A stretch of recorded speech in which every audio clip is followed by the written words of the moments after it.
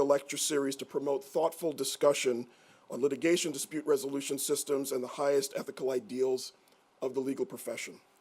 So today, we're pleased to welcome Professor Joanna Schwartz to the College of Law for a talk on the tenacious power of constitutional torts. The Honorable Harry Pregerson Professor of Law at UCLA School of Law. She teaches civil procedure and a variety of courses on police accountability and public interest lawyering. Professor Schwartz received UCLA's Distinguished Teaching Award in 2015 and served as Vice Dean for Faculty Development and Faculty Director of the David J. Epstein Program of Public Interest Law and Policy. Professor Schwartz is one of the country's leading experts on police misconduct litigation and the author of Shielded, How the Police Became Untouchable, which won the American Bar Association's Silver Gavel Award. Her recent scholarship includes articles empirically examining the justifications for qualified immunity doctrine, the challenges of municipal liability claims, the financial impact of settlements and judgments on federal, state, and local law enforcement officers and agency budgets, and regional variation in civil rights protections across the country. She's been published in leading law journals, written op-eds for the New York Times, the Washington Post, the Atlantic, and many other media outlets, and has been a featured guest on NPR's Fresh Air, PBS NewsHour, CNN, and elsewhere. Please join me in welcoming Professor Schwartz to the College of Law. Thank you. Thank you so much to Dean Sharp for those lovely words, and to Hannah Dusenberry for everything that she has done to make it so easy for me to come here. I'm really honored to be giving the Paul M.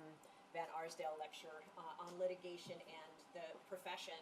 I think a great deal about litigation and the legal profession, and what I will be talking about today is really very tied thematically to the ideals it sounds like he espoused. So this is a paper that, and a talk, The Tenacious Power of Constitutional Torts, that is aiming to explore and really concretely think about why it is so important to sue the government. And this is a idea, the importance of suing the government, that's been touted for a long time in lofty and general terms as an important tool to secure justice and deter misconduct.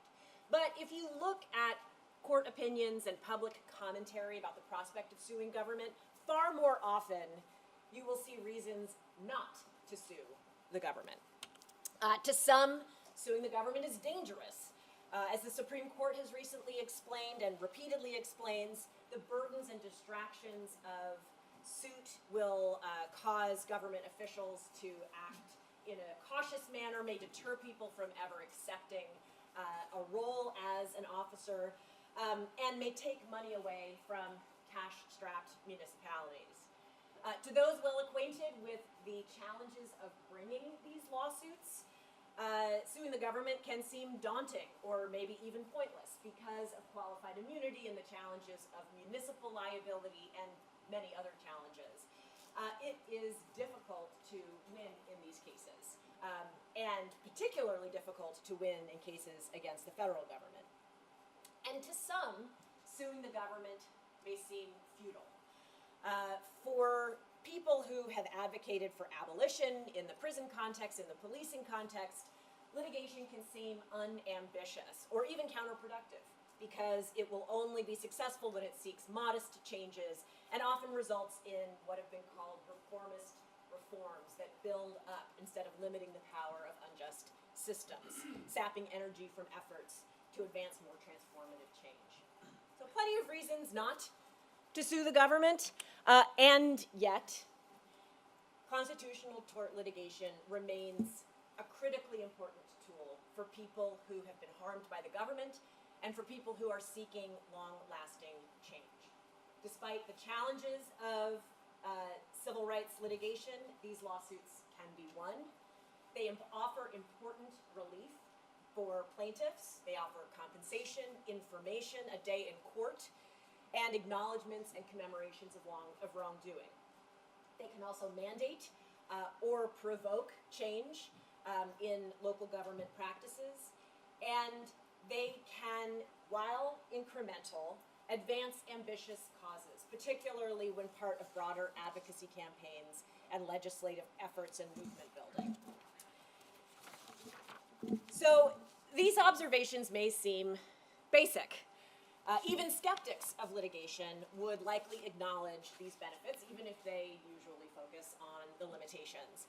But for several reasons, I think it is important not only to acknowledge offhand, but to foreground all it is that litigation against the government can accomplish. For one, foregrounding these benefits is important to serve as a counterpoint against prevailing myths about the dangers of suing government. So the Supreme Court says that its civil rights doctrine is intended to balance, on the one hand, the importance of damages remedies to protect the rights of citizens, and on the other hand, the need to protect officials who are required to exercise their discretion in the related public interest in encouraging the vigorous exercise of official authority. Well, nearly all of the Supreme Court's decisions focus on that second half, the need to protect officers. And I believe we need to give voice to the first half, the importance of that damages remedy as a right of citizens, as a counterpoint to some of these myths about the dangers of suing government that have been used to justify qualified immunity and other limitations on the right to sue. Articulating the benefits of suing the government in civil rights litigation also helps contextualize evidence that our system does not work as it should. As one example, I did some research a while back showing that police officers and police departments rarely ever pay anything to satisfy settlements and judgments entered against them. Recently, a district judge used that evidence as a basis to cut a plaintiff's attorney's fees application. And the argument was that widespread indemnifications meant that lawsuits had limited deterrent value, so lawyers didn't need to be paid to bring those cases. That decision was reversed on appeal, I'm very glad to say, but without evidence of the ways that lawsuits do influence behavior and otherwise contribute to society, it's all too easy to conclude that widespread indemnification and other limits on the right to sue mean that these cases have little purpose or value. Articulating the benefits and powers of Section 1983 or civil rights litigation also helps to advance reform efforts. Federal civil rights doctrine is not likely to get friendlier for plaintiffs anytime soon, but there are states across the country, including Illinois, that are exploring whether and how to fill the void that has been left by the Supreme Court and Congress, including legislation enacted to create rights to sue federal officers, whether in the Illinois context, the Illinois Bivens Act, or whether to remove the protections of qualified immunity. These kinds of reform efforts threaten to be stymied by the familiar concerns about the dangers of suing government. And so without an appreciation of the countervailing values of what such litigation can accomplish, those concerns might win the day. It's also important to recognize these benefits to make sure that lawyers continue bringing civil rights cases. This is a complicated, time-consuming, and risky area of the law, and appreciating the value of these cases, although it doesn't make it any less challenging to bring them, can perhaps convince more lawyers that the challenges of practicing in this area is worth the effort. And I think if more lawyers dedicate themselves to bringing these cases, it can become easier to bring these cases. It's a self-reinforcing system with better advice and consultation among lawyers, better support for less experienced lawyers, better advocacy, you can get better results. Finally, we need to understand and appreciate what the benefits are of suing the government so that we can think with precision about what litigation can accomplish and how best to take advantage of its strengths in combination with other forms of advocacy, protest, policy advocacy, journalism, mutual aid, and other kinds of strategies. And understanding civil rights litigation's potential has always been important, but I think it's of particular salience right now as we are in what many have called, and I would agree, is an existential crisis of constitutionality and accountability. We have to think about the role of litigation in pushing against those efforts. And litigation is unquestionably inadequate on its own to achieve those goals, but those limitations do not justify fatalism about the enterprise. I think articulating what suing government can accomplish and appreciating those goals is a necessity as immediate as it is evergreen. So let's think about some of those challenges. When a person sues the government, the law is stacked against them. I've spent a lot of time talking about and thinking about all of those challenges in this book, Shielded, which Dean Sharp mentioned. And in that book, I write about many of the barriers that confront people who are trying to sue the government, including qualified immunity, the challenges of municipal liability, standing to seek injunctive relief, class action certification, and unfortunately I can go on and on. Many times in litigation against the government, you have to fight several of these barriers, sometimes all at once. And so, as a result, many people do not get the relief that I at least believe that they deserve when their rights are violated. But it is also true that many people do prevail. I looked at a study of 5 districts across the country, and I looked at police misconduct litigation in those 5 districts. And I found that plaintiffs won through settlement or trial more than half the time. And in fact, when they had lawyers, their success rate jumped to 71%.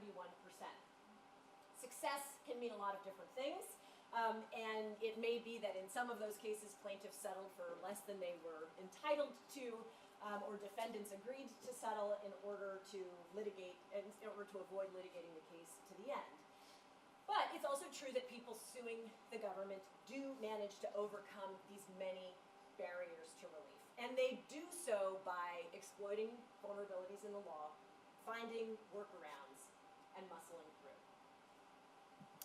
So what do I mean by exploiting vulnerabilities? Let me illustrate this with qualified immunity doctrine. Qualified immunity is a very challenging barrier to overcome on its face.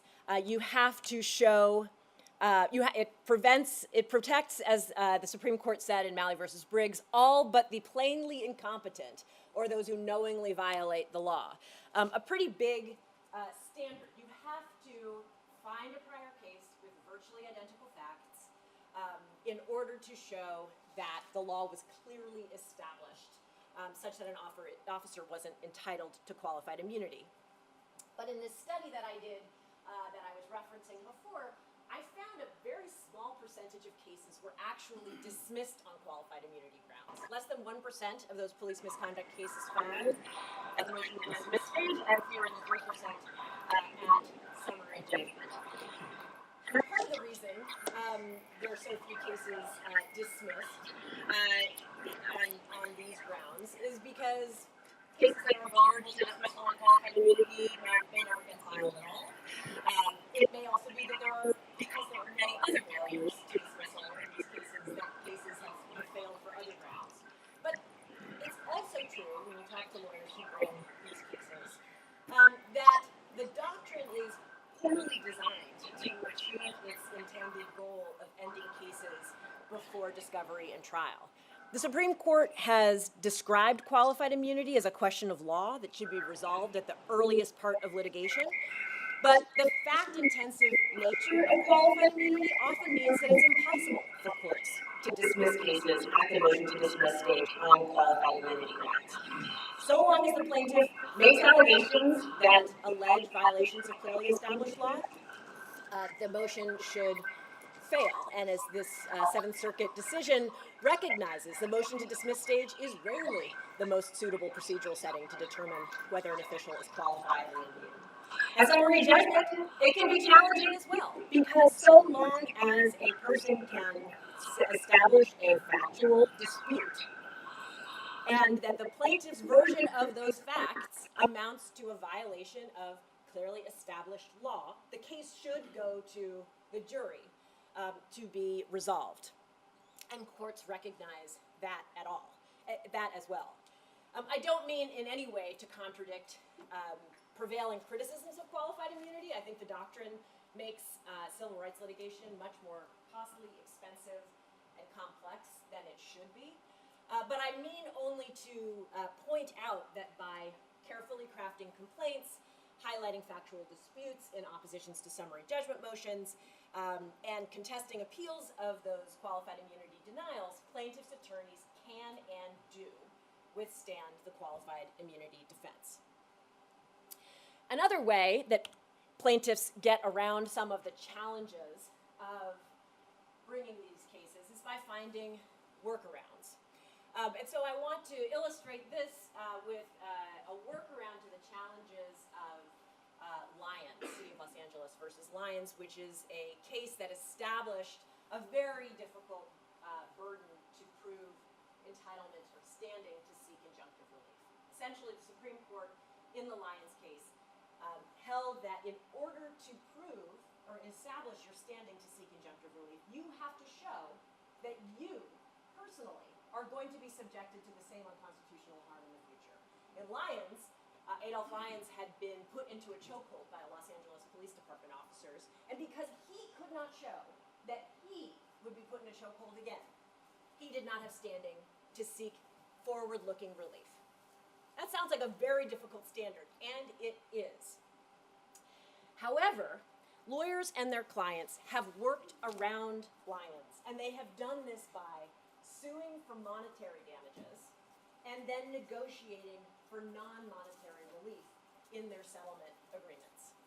This is an image of Barbara Kenny, whose child Stacy was in the midst of a mental health crisis when they were killed by police in Springfield, Oregon.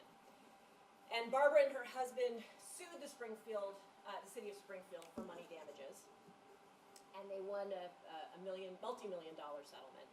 But in addition, they were able to negotiate for extensive non-monetary relief, including a critical incident review of the shooting, a risk management assessment of the department, an obligation to submit annual written reports to city council, and changes to policy and investigations.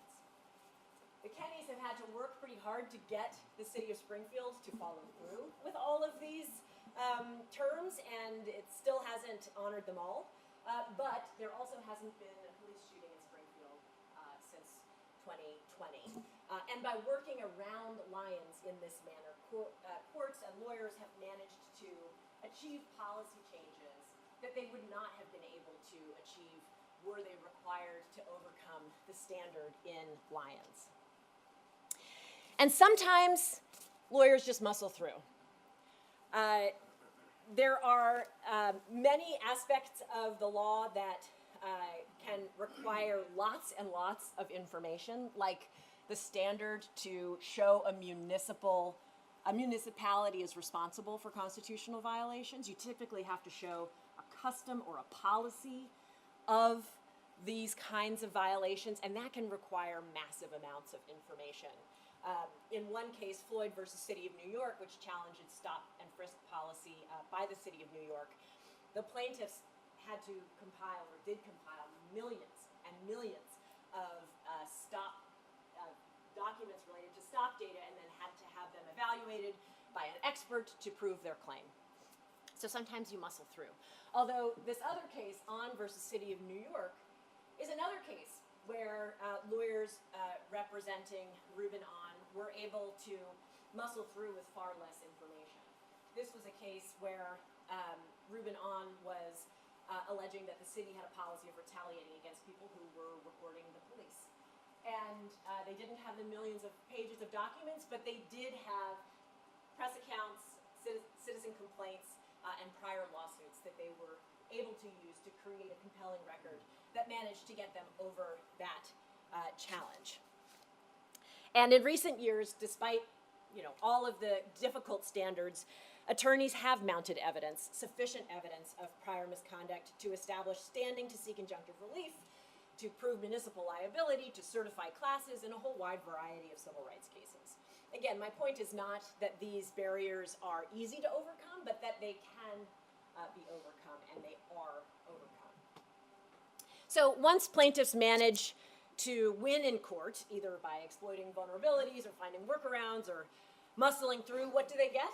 It's often said that when plaintiffs win in court, they can be made whole. Well, no one can really be made whole from prior violations. I'm sure everyone would rather trade away any victory they would receive in court if they could turn back time and not live the horror that they lived that brought them to court in the first place. Nevertheless, absent, the time machine of being made whole, plaintiffs can get important benefits when suing the government. One of the things that they can get is money, and although I was only able to find an image of $1 bills, sometimes plaintiffs in these cases can recover far more than that. And money is sometimes looked down upon as sort of a mercenary goal of litigation, but in these cases, when people are recovering money, they're recovering for the cost of medical care or physical rehabilitation, the cost of years that they were wrongfully incarcerated, the cost of harms to their reputation and their psyche after being retaliated against for expressing constitutionally protected views. These kinds of dollars don't ever possibly make a person whole. They don't revive a loved one or heal an injury. But without that compensation, people whose rights have been violated are going to be bearing the physical, psychological, and financial cost of those violations themselves. And so compensation is a very important part of this process that I don't think should be minimized. There are also a lot of other things that lawsuits do. One thing that they do that I think is not focused on enough is produce information. When you go through litigation, discovery, depositions, you have a very powerful tool for learning that you might not have without bringing that lawsuit. And it's often through litigation that those who have brought their cases finally learn what has happened. Particularly tragically, when someone has lost a family member, may learn only about what has happened through the litigation process. This is images related to the killing of Anthony Vargas, who was killed by Los Angeles Sheriff's deputies in August of 2018. And he was shot when deputies were responding to a 911 call for an armed robbery. And in the days after the shooting, a spokesman for the department said Vargas had run from the deputies and then engaged in a violent struggle. And then when he broke free and started to get up, the deputies saw he had a gun in his hand. Fearing he was going to shoot them, they opened fire. And they said that Vargas was facing one deputy and had his back to his other, so he had wounds on various parts of his body. Well, Anthony Vargas's mother, Lisa, sued. And she said that the deputies had used excessive force, the gun found near Vargas was planted, and that the deputies had killed Vargas as part of an initiation into a sheriff's deputy gang that was operating in the East Los Angeles Sheriff's Station. They provided Lisa Vargas with no information about his death, citing an ongoing investigation.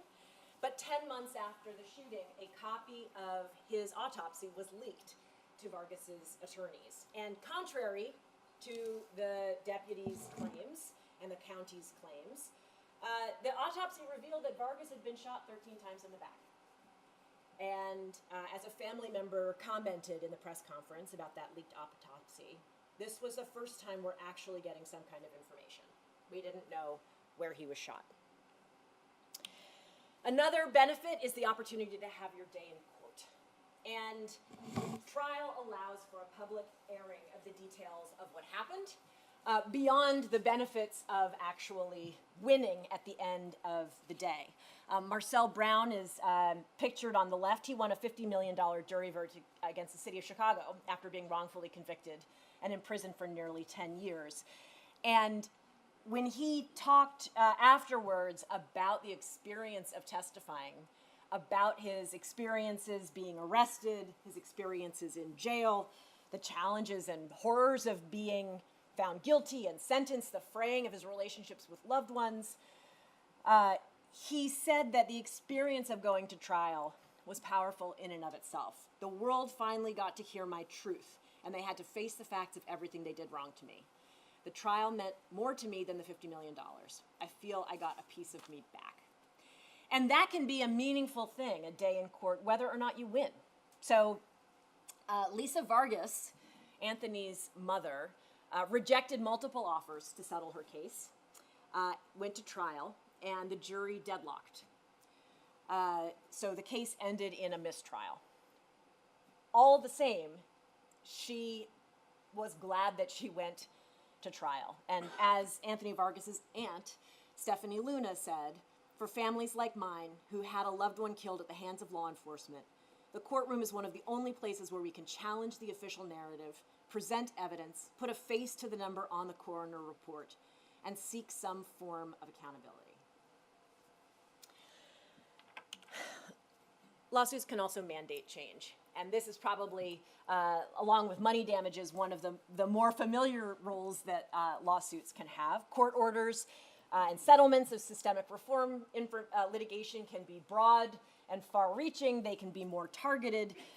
They can make changes immediately, tangibly to the people who have brought suit, such as an order that a group of Texas prisoners be housed in air-conditioned facilities. It can also be far more wide-ranging, requiring reducing prison overcrowding, for example, in the California prisons.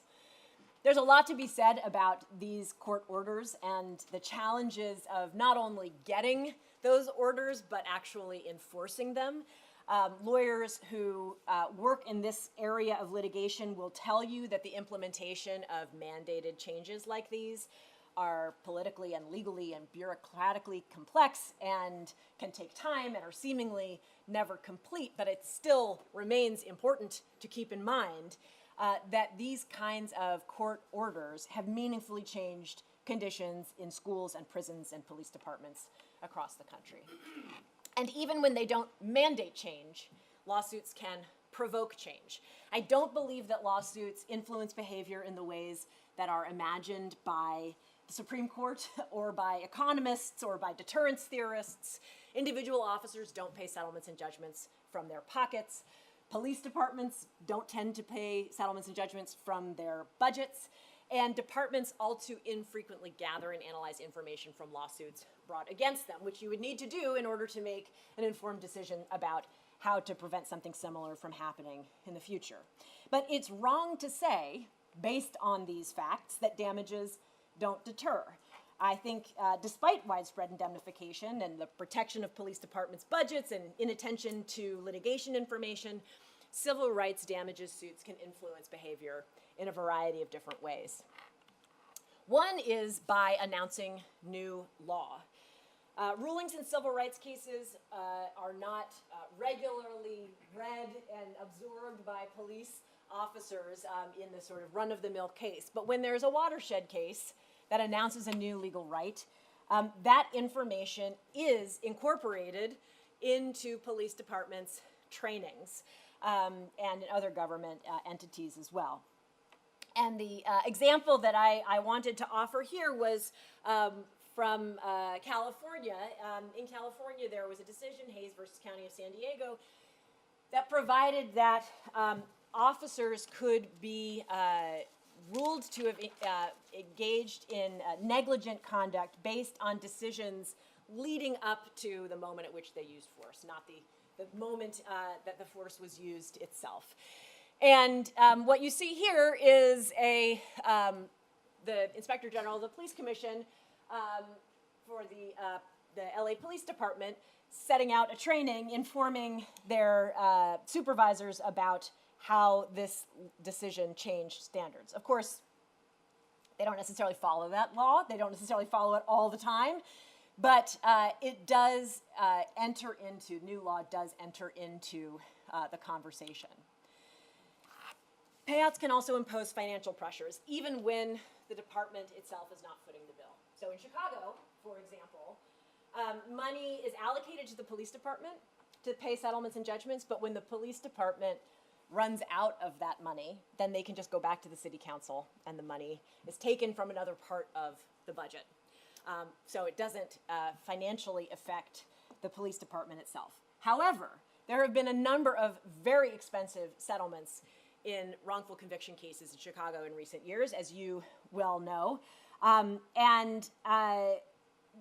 Recently, an alderman started calling for public hearings, a fund for victims of wrongful convictions, and better data analysis to identify police officers that have patterns of excessive force to address these costs. In smaller jurisdictions, which may rely on liability insurance, those liability insurers can push for policy changes when they're faced with costly settlements and judgments. There was a series of multi-million-dollar settlements and judgments in cases contesting the use of solitary confinement in New Mexico.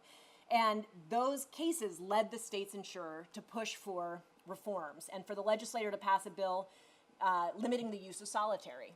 One of the lawyers who brought those cases is quoted here. "You would think that the revelation of appalling conditions in a public forum might make people change their ways, but I didn't find that to be the case. It was the pocketbook that got the movement in the legislature going."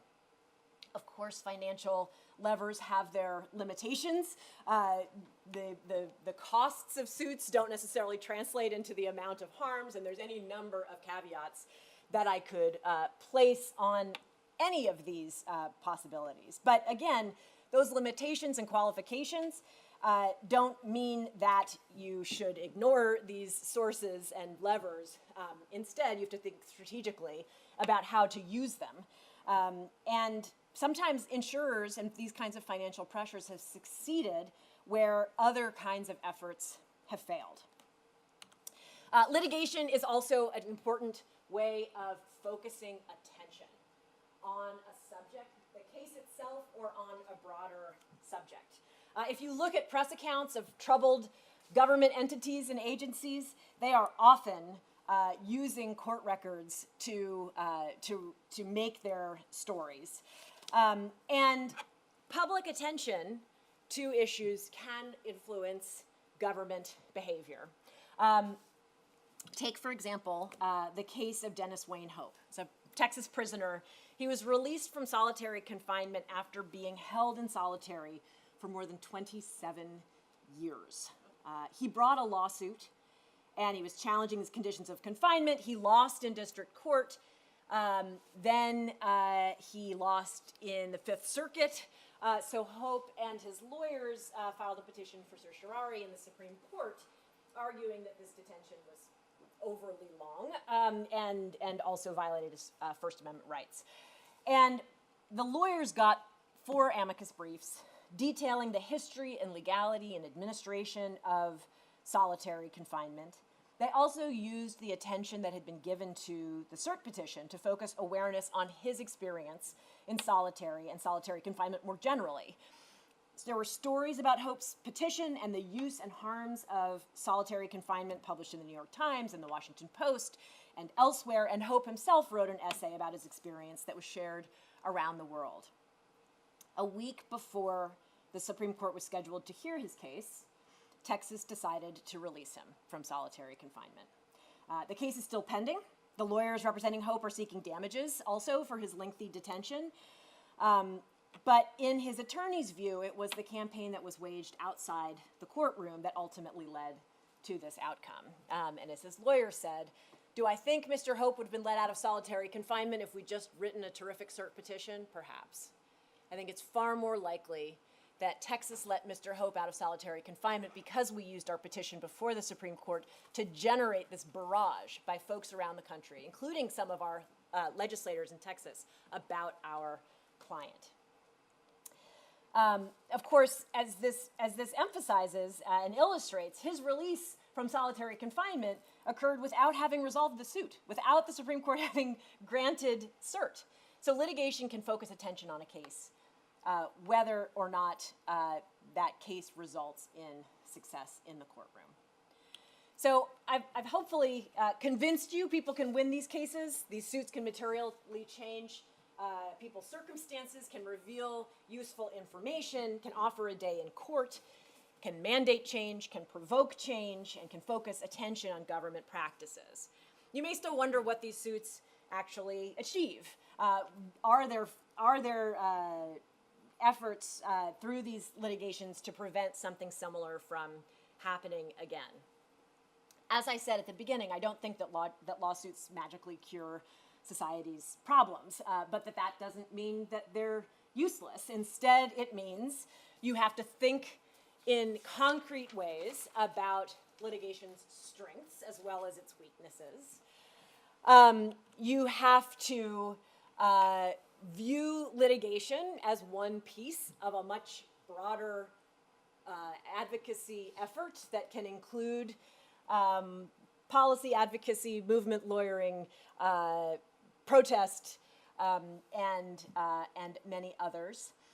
And then you also have to remember that litigation benefits accrue slowly and over time, as do efforts in broader social movements. There are advancements, there are retrenchments, there are further advancements, there are further retrenchments. We can see this in the history of our country. We can see this in the history of the past 10 years.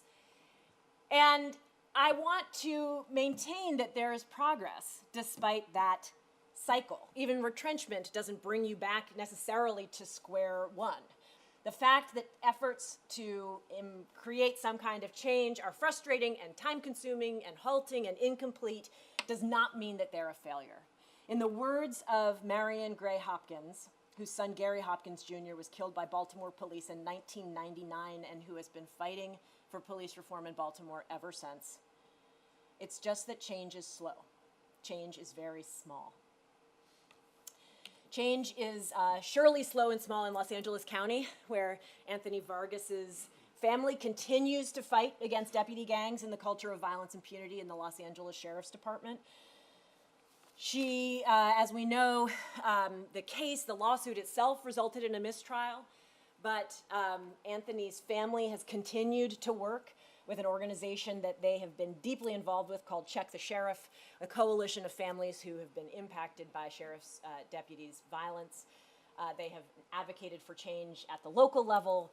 They are partially at least responsible for change in sheriffs, for increased responsibility and accountability with the county's Board of Supervisors.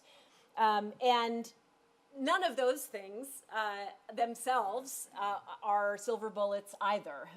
Stephanie Luna, who is Anthony's aunt, doesn't think the change in leadership or any one of these changes is going to be enough to make a difference on its own. But each of them, and litigation particularly, will continue to play a meaningful role in these efforts. As she says, suing the government is about challenging a system that all too often works to protect itself rather than those who it claims to serve. It is about setting legal precedents that can help prevent further abuses. It's not just about one case, but the broader fight to dismantle systems of violence. That is why civil rights lawyers are so important, and we need more people willing to take on this fight and confront systems that shield those who abuse their authority. I couldn't say it better than Stephanie Luna. The fact that winning these cases is hard doesn't mean that it is impossible. The fact that courtroom victories' impact is muted doesn't mean they are non-existent. The fact that there are limits to what litigation can accomplish does not mean it's not worth pursuing. Cases can be won. People who bring these cases can recover money, information, a day in court, and an acknowledgement of wrongdoing. Governments can be forced or required to change, and those suits are important cogs in the wheels advancing justice and advancing change. Now, the fact that our system can offer these benefits, even in its very sorry state, means that the system is worth improving. Even without judicial or legislative reworking, improvements can be made by local governments and by people who are working in those governments. We need to continue to advocate for changes to the law at each of those stages and to shift advocacy strategies in ways that recognize those strengths and benefits. We need to educate lawyers about the challenges of bringing these cases, but also highlight the benefits to hopefully encourage lawyers to continue bringing these cases and doing this work. We need more lawyers to bring civil rights cases, particularly in parts of the country where judges and juries and the law are particularly hostile to these cases. Lawyers need to keep working with each other, learning from each other, building from each other's successes, and continue to be connected to the communities in which they're litigating, to listen to their clients, to pursue litigation in concert with other advocacy strategies, and to think creatively about how to harness litigation's power. We need attorneys to bring these cases now more than ever. Almost 6 years after George Floyd's murder, the protests have died down about state and local officers' misconduct. State legislators' interests in taking steps in that vein have cooled, and public attention and high-profile litigation and advocacy are now gearing up again, focused rightly on instances of executive overreach and misconduct. But all the while, throughout the ebbs, throughout the flows, people are bringing civil rights suits. People are continuing to bring cases of law enforcement and other officer and other government misconduct to public attention, and continuing to seek policy changes and information, attention, and compensation. Civil rights litigation must continue to play this role, so long as there are cases to be pled and argued and won. Thank you.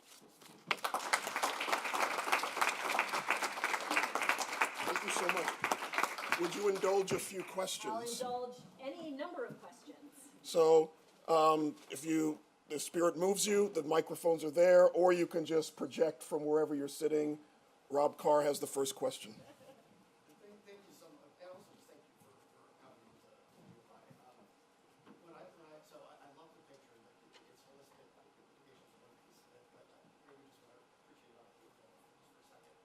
Because I felt like you were saying not just facts, but almost being kind of like a story that gives young years hope and a sense of purpose if they're going to kind of go in this direction. I think that's really needed, and I just want to say thank you for that as a first sort of step. And the other thing I was thinking, what you said is, kind of go back to like World War II and on, when you start getting is like a risk management bureaucracy. It's one more developed, and I think it goes into higher education now. It's in different places, and adding to everything you said, it seemed like there were a couple places where there's things that you're doing, and if it got to the right people, it could really help, even if it doesn't get all the way to a case. So like that qualified immunity, like if like the legal counsel is risk manager, that's what the insurance companies are doing. Or if like maybe you don't even know all of the things to get out of it, they know what is out there. Yeah. Do you see what I'm saying? So my thought is just, is there a lever on risk management that might still tie what lawyers are doing, sort of like getting that information to the right people that would make us not need to go back in time because it doesn't happen. Yeah, it's a great, thank you for the kind words and All the, honesty. thank you, and the thought. It's, risk management in government is an interesting thing because we have seen such a rise of risk management in all aspects of the private, the private world. And it seems like it has taken longer to get to the government, and really, really much longer than that even to get to law enforcement specifically, which is where I focus my time. Just as a little digression, I'm in the midst of, I do this to myself periodically, to file many, many public records requests, just trying to find out how much is paid in settlements and judgments involving police departments, and whether officers have ever been required to contribute. And it amazes me how many jurisdictions, large jurisdictions, do not keep track, or at least they say they don't keep track, but many of them do not have the information about how much is paid in settlements and judgments. Just the most basic information. If you had a large private company that was paying tens of millions of dollars a year, or millions, I mean, you would know. You would know what those cases were. You would know when they were filed, what they alleged, where the patterns were. And there is not that same kind of rigor that is applied in the government. Now, one exception to that is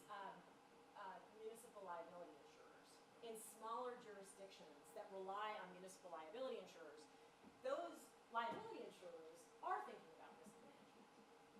And there are interesting things that those municipal liability insurers have required. So as one example, this was from several years ago, but I spoke to the risk manager at the liability insurer that manages insurance for sheriff's departments in Idaho. And that risk manager had looked at trends across cases and had found several things that needed to change or that led to liability, like not having a medical provider on site, only having one staff member on site at a time. And there was a variety, I think it was something like 8 requirements, that the risk manager said all of the departments, all of the sheriff's departments needed to have, or their rates were going to go up. And you know what? They did it. They made those changes. So this is both affirming your sense that this is a path forward, and some sadness about the fact that local governments don't tend to do this. There's efforts to try to get them to, and I'm certainly trying to get them to, but it is a bit of a challenge to make that shift.